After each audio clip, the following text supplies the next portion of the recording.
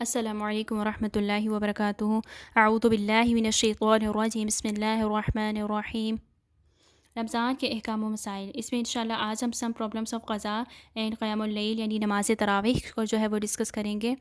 قضاء کے بعض مسائل: جو روزے بیماری، سفر یا حیض و نفاس کی وجہ سے رہ جائیں، رمضان کے بعد بلا تاخیر جلدی سے ان کو رکھ لینا چاہیے۔ بعض خواتین جو ہے اس سے غفلت جو ہے بڑھتی ہیں اور جو ان کے روزے رہ جاتے ہیں وہ بعد میں نہیں رکھتی ہیں، تو ان کے لیے ضروری ہے کہ ان روزوں کو جو ہے رکھا جائے، اپنا دیکھا جائے کہ کتنے سال ہو گئے میں ان روزوں کو نہیں رکھ رہی، اور اتنے سالوں کا اندازہ کر لیں، اور پھر ہر سال کتنے روزے میں رہ گئے ہیں، 5 رہتے ہیں یا 7 جو ہے وہ رہ جاتے ہیں، ان کو کاؤنٹ کر کے تو جو ہے وہ رکھنے جو ہے وہ سٹارٹ کر دیں، اور اپنا ٹارگٹ رکھ لیں کہ اس مہینے میں نے 4 رکھنے ہیں یا 5 رکھنے ہیں، پھر اگلے مہینے اتنے رکھنے، اس طرح تھوڑے تھوڑے کر کے جو ہے ان کو کمپلیٹ کر لیا جائے، کیونکہ یہ فرائض ہیں اور فرائض جو ہیں ان کے بارے میں جو ہے وہ پوچھ ہوگی، یعنی کہ فرائض میں سے ایک فرض ہے روزہ، تو ان کو رکھنا یا کمپلیٹ کرنا ضروری ہے۔ تاہم ان کے لیے تواتر جو ہے وہ ضروری نہیں ہے کہ ان کو کنٹینیوسلی رکھا جائے، بلکہ وقفے وقفے سے بھی ان کو رکھا جا سکتا ہے۔ اسی طرح جس طرح کوئی شخص اگر فوت ہو جائے اور اس کے ذمے کچھ فرض نمازیں ہوں تو ان کی ادائیگی ضروری نہیں ہے، یعنی اگر کوئی شخص فوت ہو گیا اور اس کی نمازیں رہتی ہیں تو وہ نہیں پڑھی جا سکتی۔ اسی طرح کوئی شخص زندگی میں روزہ رکھنے کی قوت سے محروم ہو جائے تو اس کی طرف سے زندگی ہی میں اس کے بدلے ایک مسکین کو جو ہے روزانہ کھانا کھلانا ضروری ہے، تاہم اس کی طرف سے روزوں کی قضا جو ہے وہ نہیں ہوگی۔ البتہ کسی کے ذمے نظر کے روزے ہوں اور وہ زندگی میں نہ رکھ سکا ہو تو ان کی قضا ورثہ کے لیے ضروری ہے۔ نبی اکرم صلی اللہ علیہ وسلم کا فرمان ہے، جو شخص فوت ہو جائے اور اس کے ذمے روزے ہوں تو وارث اس کی طرف سے جو ہے وہ روزے رکھیں گے۔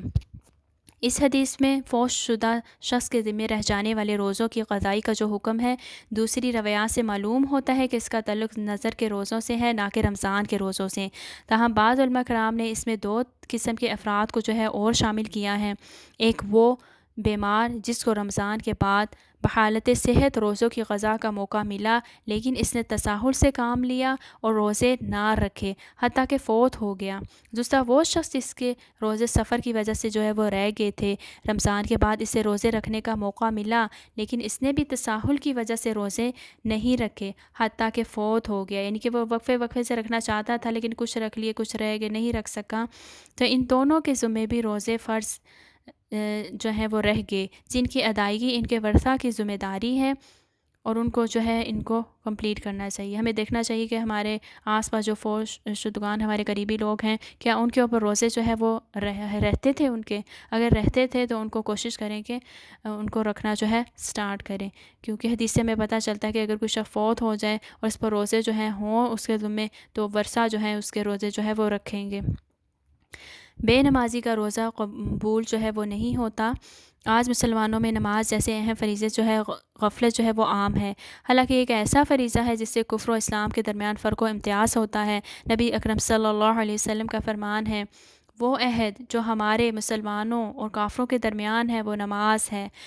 جس نے نماز کو ترک کر دیا اس نے کفر کا ارتکاب کیا۔ اور سوچیں کہ یہ کفر کا ارتکاب کیا یہ کون کہہ رہے ہیں؟ رسول اللہ صلی اللہ علیہ وسلم کہہ رہے ہیں، میں نہیں کہہ رہی۔ گویا نماز دین کا وہ ستون ہے جس پر دین اسلام کی عمارت استوار ہوتی ہے، لیکن مسلمان اتنی شدید غفلت میں مبتلا ہیں کہ بہت سے لوگ روزہ رکھنے کے باوجود نماز نہیں پڑھتے۔ یاد رکھیے، اس طرح روزے رکھنے کا کوئی بھی فائدہ نہیں ہے۔ جب بے نماز پر کفر تک کا حکم رسول اللہ صلی اللہ علیہ وسلم نے لگا دیا ہے تو کفر کے ساتھ روزہ رکھنے کا کیا مطلب ہے؟ کافر کا تو کوئی عمل قبول ہی نہیں ہے، پھر بے نمازی کا روزہ کیسے قبول ہو سکتا ہے؟ تو کوشش کرنی چاہیے کہ اپنی جو نمازیں ہیں ان کو وقت پر پڑھا جائے، ان کو کمپلیٹ پڑھا جائے، یہ بھی ایک فرض ہے اور اس کی بھی اللہ کے ہاں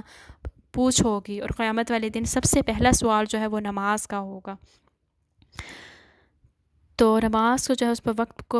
اس کو وقت پر پڑھنے کی کوشش کرنی چاہیے اور اس کی حفاظت جو ہے وہ کرنی چاہیے۔ قیام اللیل یعنی نماز تراویح، اس کے سم پرابلمس جو ہیں ہم ڈسکس کرتے ہیں انشاءاللہ۔ نبی صلی اللہ علیہ وسلم ہمیشہ قیام اللیل یعنی نماز تہجد کا اہتمام فرماتے تھے، لیکن ایک رمضان میں آپ نے تہجد کی یہ نماز 3 دن باجماعت ادا فرمائی۔ آپ کے ساتھ صحابہ رضی اللہ عنہم جو تھے انہوں نے بھی نہایت ذوق و شوق کے ساتھ 3 دن نماز پڑھی۔ چوتھے دن بھی صحابہ کرام قیام اللیل کے لیے آپ صلی اللہ علیہ وسلم کا انتظار کرتے رہے، لیکن آپ صلی اللہ علیہ وسلم حجرے سے باہر تشریف نہیں لائے، اور اس کی وجہ آپ نے یہ بیان فرمائی کہ مجھے یہ اندیشہ لاحق ہو گیا کہ کہیں رمضان المبارک میں یہ قیام اللیل تم پر فرض نہ کر دیا جائے، اس لیے اس کے بعد یہ قیام اللیل بطور نفلی نماز کے انفرادی طور پر ہوتا رہا۔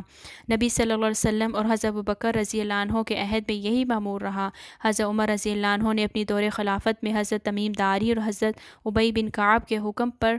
دوبارہ اس سنت کا احیاء عمل میں لے کر آئے، یعنی کہ اس کو زندہ کیا، جس سے رسول اللہ صلی اللہ علیہ وسلم نے خواہش کے باوجود فرض ہو جانے کے خوف سے چھوڑ دیا تھا۔ ایسے میں چند باتیں جو ہے وہ معلوم ہوتی ہیں کہ یہ قیام اللیل جو ہے کہ فرض یا سنت موقدہ جو ہے وہ نہیں ہے، بلکہ اس کی حیثیت نفلی نماز ہے۔ یہ بھی معلوم ہوا کہ عہد رسالت و عہد صحابہ میں اسے قیام اللیل کہا جاتا تھا، لیکن یعنی نماز تہجد کی جو نماز ہے وہ، جس سے یہ بات واضح ہوتی ہے کہ نماز تہجد کا وقت عشاء کی نماز کے بعد سے لے کر رات کے آخری پہر یعنی طلوع فجر تک ہے۔ اسی وقت کے دوران کسی بھی وقت اسے پڑھا جا سکتا ہے۔ وقت کی اسی وسعت اور گنجائش کی وجہ سے اس نماز تہجد کو رمضان المبارک میں عشاء کی نماز کے فوراً بعد پڑھ لیا جاتا ہے، تاکہ کم از کم رمضان میں زیادہ سے زیادہ لوگ قیام اللیل کی فضیلت حاصل کر سکیں، اور اسی وجہ سے اس کی جماعت کا بھی اہتمام ہوتا ہے، کیونکہ فرداً ہر شخص کے لیے اس کا پڑھنا جو ہے وہ بہت مشکل ہوتا ہے۔ بعد میں اس قیام اللیل کو تراویح کا نام دے دیا گیا اور اسے رمضان کی مخصوص نماز سمجھا جانے لگا، حالانکہ یہ رمضان کے ساتھ نہ مخصوص ہے، نہ یہ رمضان کی کوئی مخصوص نماز ہی ہے۔ یہ قیام اللیل یا نماز تہجد ہی ہے جس کا پڑھنا سارا سال ہمیشہ ہی مستحب اور اہل صلاح و تقوی کا معمول رہا ہے، اس لیے اسے اول وقت میں اور باجماعت پڑھنے یا نیا نام رکھنے کی وجہ سے تہجد سے مختلف نماز سمجھنا بالکل بے اصل اور بلا دلیل ہے۔ نبی صلی اللہ علیہ وسلم کا قیام اللیل یا نماز تہجد میں کتنی رکعت جو ہے پڑھنے کا معمول تھا، اس کی وضاحت صحیح البخاری و مسلم میں حضرت عائشہ رضی اللہ عنہما سے منقول ہے کہ وہ وتر کے علاوہ 8 رکعت اور وتر سمیت جو ہے 11 رکعت ہے۔ نبی صلی اللہ علیہ وسلم رمضان اور غیر رمضان میں 11 رکعات سے زیادہ نہیں پڑھتے تھے۔ حضرت عائشہ رضی اللہ عنہما نے یہ وضاحت ابو سلمہ کے اس سوال پر فرمائی تھی کہ نبی صلی اللہ علیہ وسلم کی رمضان میں رات کی نماز کس طرح ہوتی تھی، تو اس سوال کے جواب میں جو کہا